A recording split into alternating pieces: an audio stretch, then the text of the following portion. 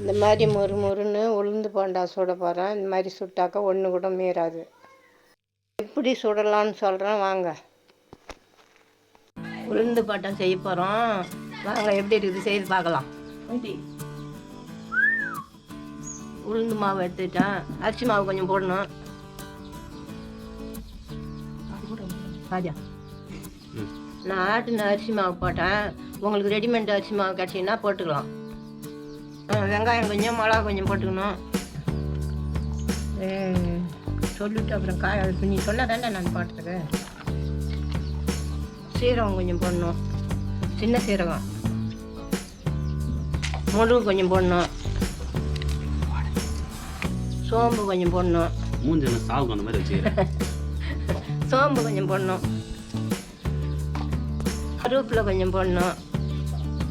கொத்தமல்லி தழை போடணும். உப்பு தேவையான அளவு போடணும். எல்லாத்தையும் சேர்த்து பேஞ்சிக்கணும்.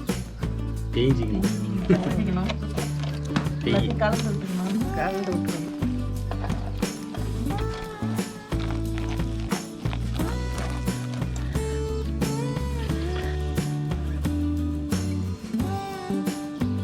உப்பு கரெக்டாகுது வாங்க அடுப்புல போய் சுடலாம். சொல்லமா பாரு வானல் வச்சு எண்ணெய் ஊற்றணும்.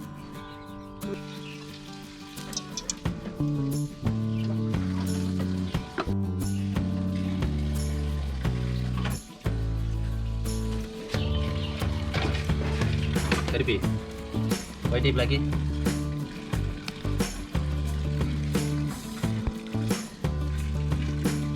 என்ன காஞ்சினா சொல்லுமா. இங்கே பாரு இங்கே பாரு இங்கே பாரு.